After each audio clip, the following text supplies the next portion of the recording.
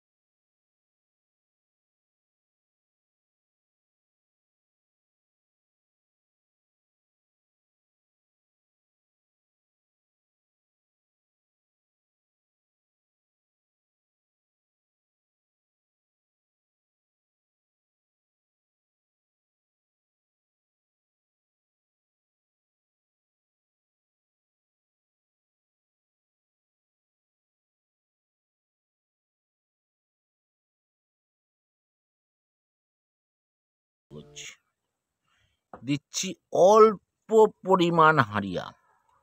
কেন বন্ধু বলুন তো? শুধুমাত্র ছোট্ট ছোট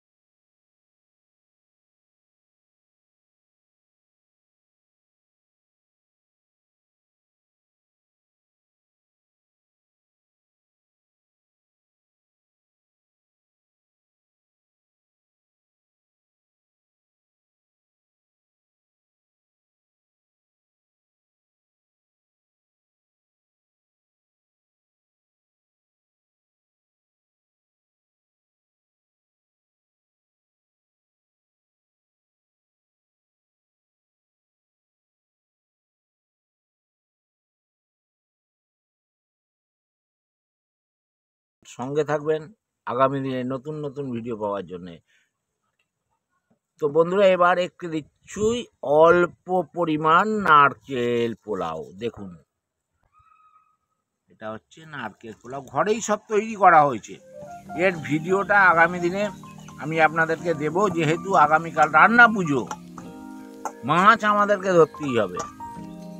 কিন্তু ওয়েদার বন্ধুরা এত এত এত খারাপ, সারাক্ষণ ননস্টপ বৃষ্টি হচ্ছে, ঝোড়ো হাওয়া বইছে। আমার ভিডিওটা এখন ওয়েস্ট বেঙ্গলের দক্ষিণ 24 পরগনার বজবজ ব্লক 2 এর সাতগাছিয়া থেকে হচ্ছে।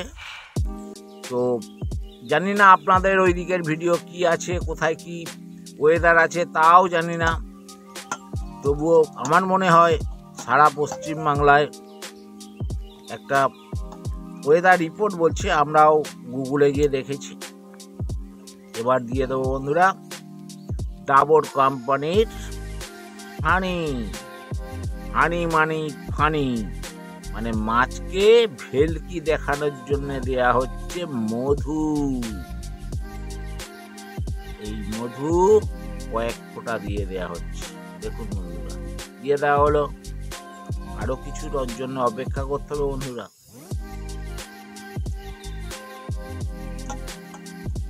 Weather weather report.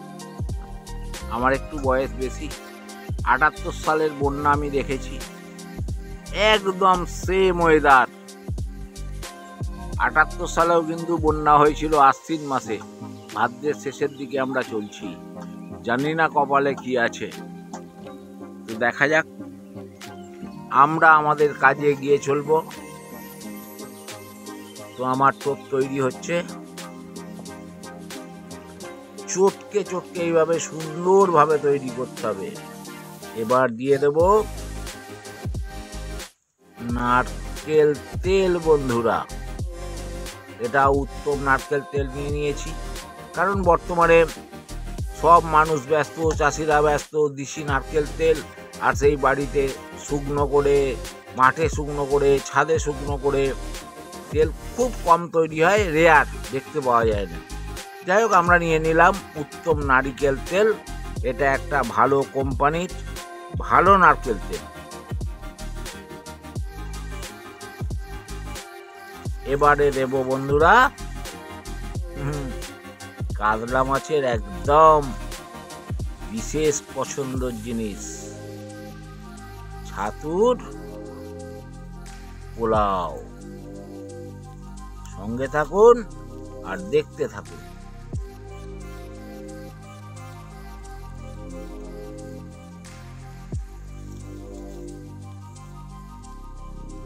এটাও পরিমাণটা ঠিক ঠিক দিতে হবে, কারণ টোপের চিট ভাব ঠিক রাখতে হবে। যদি খুব বেশি ছাতু হয়ে যায় তাহলে কিন্তু চিট ভাবটা কমে যাবে। অতএব বন্ধুরা সবাই পরিমাণটা ঠিক রাখার চেষ্টা করবেন। বেশি পরিমাণ হলেই টোপের চিট ভাবটা কিন্তু কমে যাবে। যদিও লাড্ডুর টোপ মানে কাঁটা যেখানে পড়বে, আর লাড্ডুর টোপটা বিশেষত হচ্ছে কাতলা মাছের টোপ, কাঁটা যেখানে পড়বে টোপের সাথে সাথে কিছুক্ষণ পরে এই লাড্ডুর টোপ কিন্তু গলতে শুরু করবে, আর কাঁটা যে জায়গায় পড়ে থাকবে সেই জায়গাতেই কিন্তু এটা, যদি আমার মাটির নিচে অর্থাৎ পুকুরের তলায় ছবি তোলার মতো ভিডিও থাকতো বা আমার ক্যামেরা কোয়ালিটি থাকতো, তাহলে আমি আপনাদেরকে দেখিয়ে দিতাম যে ওই পরিস্থিতিতে ওই জায়গায় কিভাবে হয়। তার আগে তো আমরা চার করেইছি। তো বন্ধুরা দেখতে থাকুন, আর মলয় সাঁতরা ব্লগের এই ভিডিওটা ভালো লাগলে অবশ্যই লাইক, কমেন্ট, শেয়ার করবেন। আর আপনাদের ভালোবাসায় আমার বেল আইকন টিপে আমার পরিবারের সদস্য হবেন। দেখুন আমরা মোটামুটি শেষের পথে এসেছি।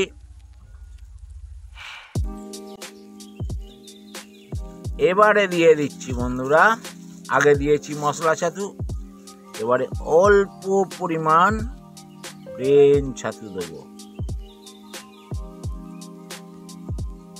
অল্প নয় একটু বেশি দিলাম, কারণ কাতলা মাছ তো ছাতু খেতে পছন্দ করে।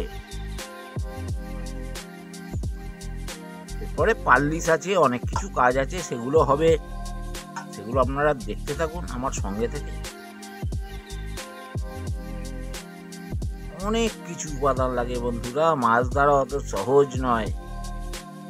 অনেকে পুকুরে আটা টোপ ফেলে এই দেখো আমি কি বড় মাছ ধরেছি, কিন্তু বন্ধুরা সত্যিকারের যারা শিকারী তারা যে কত কত কষ্ট করে আর কত সময় দিয়ে একটা মশলা বা চার আর তার সঙ্গে টোপ তৈরি করলে মাছেরা কেমন খাবে, মাছেদের কি পছন্দ, সেটা কিন্তু অনেক চিন্তা ভাবনা করে চলতে হয়।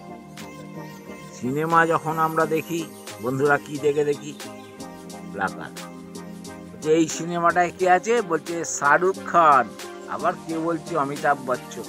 দূরে তো কালোদা ছিপ ফেলছে, হাতছি একটা জাপানি পুটি ধরেছে, আজ রান্না পুজোর দিন, আর লব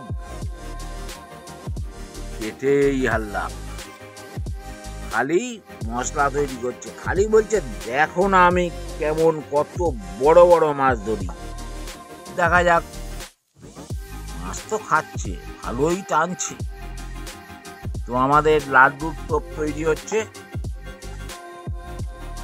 বড় বড় যারা শিকারী আছেন তাদেরকে অনেক অনেক ধন্যবাদ।